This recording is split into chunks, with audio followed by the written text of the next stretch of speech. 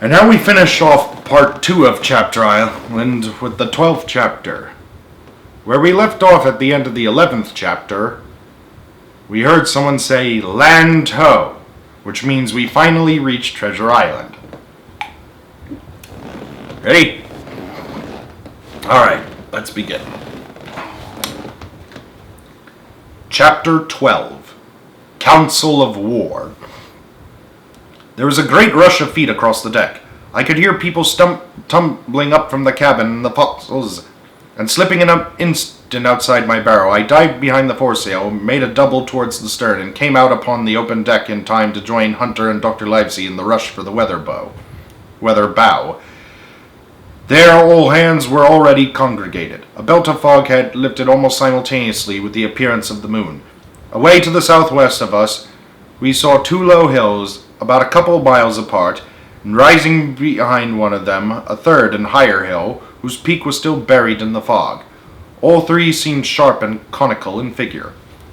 So much I saw, almost in a dream, for I had not yet recovered from my horrid fear of a minute or two before. And then I heard the voice of Captain Smollett issuing orders. The Hispaniola had laid a couple of points near the wind, and now sailed a course that would just clear the island on the east. "And now, men," said the captain when all was sheeted home, "has any one of you ever seen that land ahead?" "I have, sir," said Silver. "I've watered there with a trader I was cooking." "The anchorage is on the south behind an islet, I fancy?" asked the captain. "Yes, sir, Skeleton Island they calls it. It were a main place for pirates once, and a hand we had on board knowed all their names for it. That hill to the north, and they calls the foremast hill. There are 3 hills in a row running south'ard, 4 main mizzen, sir. But the main, that's the big un with the cloud on it, they usually calls the spyglass by the reason of a lookout out they kept when they was in anchorage cleaning. For it's they clean their ships, sir, asking your pardon. I have a chart here," says Captain Smollett. "See if that's the place." Long John's eyes burned in his head as he took the chart, but by the fresh look of the paper I knew he was doomed to disappointment. This was not the map we found in Billy Bones's chest, but an accurate copy, complete in all things, names and heights and soundings, with the single exception of the red crosses and the written ones. Sharp as must have been his annoyance, Silver had the strength of mind to hide it. "Yes, sir," said he, "this is the spot to be sure, and very prettily drawed out. Who might have done that, I wonder?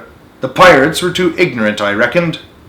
Aye, there it is, Captain Kidd's anchorage, just the name my shipmate called it. There's a strong current runs along south, and when they were moored up the west coast. Right you was, sir," said he, "to haul your wind and keep the weather of the island.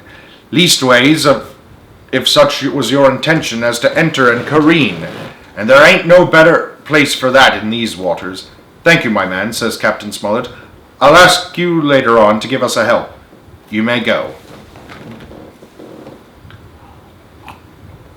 I was surprised at the coolness with which John avowed his knowledge of the island, and I was half frightened when I saw him drawing nearer to myself. He did not know, to be sure, that I had overheard his counsel from the apple brow, and yet I had by this time taken such a horror of his cruelty and duplicity and power that I could scarce conceal a shudder when he laid his hand upon my arm. "Ah," says he, "this here is a sweet spot, this island, a sweet spot for a lad to get ashore on. You'll bathe and climb trees and you'll hunt goats, you will, and you'll get aloft on them hills like a goat yourself. Why, it makes me young again. I was going to forget my timber leg, I was. It's a pleasant thing to be young and have 10 toes, and you may lay to that. When you want to go a bit of exploring, you ask us, old John, and he'll put up a snack for you to take along." And clapping me in the friendliest way upon the shoulder, he hobbled off forward and went below. Captain Smollett, the squire, and Dr. Livesey were talking together on the quarter-deck, and anxious as I was to tell my story, I durst not interrupt them openly. While I was casting about in my thoughts to find some probable excuse, Dr. Livesey called me to his side. He had left his pipe below, and being a slave to tobacco, had meant that I should fetch it, but as soon as I was near enough to speak and not to be overheard, I broke out immediately. Doctor, let me speak. Get the captain and squire down to the cabin, and then make some pretense to send for me. I have terrible news. The doctor changed countenance a little, but next moment he was master of himself. Thank you, Jim, he said quite loudly. That was all I wanted to know, as if he had asked me a question. And with that he turned on his heel and rejoined the other two. They spoke together for a little, and though none of them started or raised his voice, or so much as whistled, it was plain enough that Dr. Livesey had communicated my request. For the next thing that I heard was the captain giving an order to Job Anderson, and all hands were piped on deck. My lads, said Captain Smollett, I've a word to say to you. This land that we have sighted is the place we have been sailing to. Mr. Trelawney, being a very open-handed gentleman, as we all know, has just asked me a word or two, and as I was able to tell him that every man on board had done his duty alow and aloft, as I never asked to see it done better, why he and I and the doctor are going below to the cabin to drink your health and luck. You'll have grog served out for you to drink our health and luck. I'll tell you what I think of this. I think it handsome, and if you think as I do, you'll give a good sea cheer for the gentleman that does it. The cheer followed. That was a matter of course, but it ran out so full and hearty that I confess I could hardly believe these same men were plotting for our blood. One more cheer for Captain Smollett, cried Long John when the first hand had subsided, and this also was given with a will. On the top of what the three gentlemen went below, and not long after a word was sent forward that Jim Hawkins was wanted in the cabin.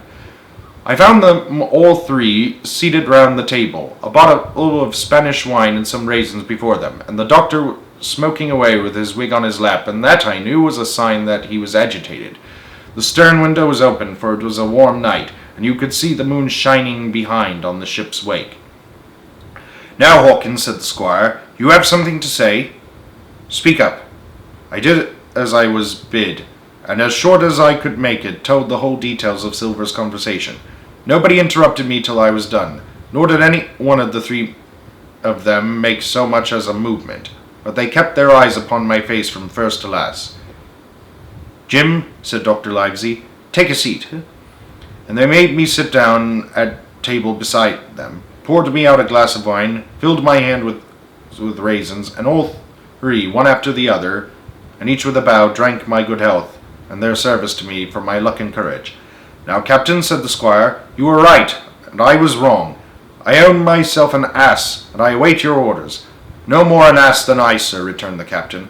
I never heard of a crew that meant to mutiny, but what showed signs before. For any man that had an eye in his hand to see the mischief and take steps according. But this crew, he added, beats me. Captain, said the doctor, with your permission, that's Silver, a very remarkable man. He'd look remarkably well from a yardarms, sir, returned the captain. But this is talk. This don't lead to anything. I see 3 or 4 points, and with Mr. Trelawney's permission I'll name them. You, sir, are the captain. It is for you to speak, says Mr. Trelawney grandly. First point, began Mr. Smollett. We must go on, because we can't turn back. If I give the word to go about, they would rise at once. Second point, we have time before us, at least until this treasure's found. Third point, there are faithful hands. Now, sir, it's got to come to blows sooner or later, and what I propose is to take time by the forelock, as the saying is, and come to blows some fine day when they least expect it. When we can count, I take it, on your own home servants, Mr. Trelawney, as upon myself, declared the squire. 3, reckoned the captain. Ourselves make 7, counting Hawkins here. Now about the honest hands, most likely Trelawney's own men, said the doctor, those he had picked up for himself, before he lit on Silver. Nay, replied the squire, Hands was one of mine. I did think I could have trusted Hands, added the captain, and to think they're all Englishmen, broke out the squire. Sir, I could find it in my heart to blow up the ship. Well, gentlemen, said the captain, the best That I could say is not much. We must lay to, if you please, and keep a bright lookout. It's trying on a man, I know. It would be pleasanter to come to blows, but there's no help for it till we know our men. Lay to and whistle for a wind, that's my view. Jim here, said the doctor, can help us more than anyone. The men are not shy with him, and Jim is a noticing lad. Hawkins, I put my prodigious faith in you, added the squire. I began to feel pretty desperate at this, for I felt altogether helpless, and yet by an odd train of circumstances,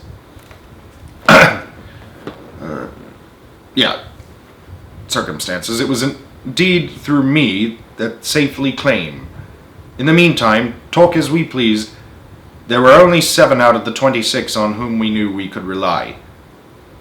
And out of these 7, 1 was a boy, so that the grown men on our side were 6 to their 19.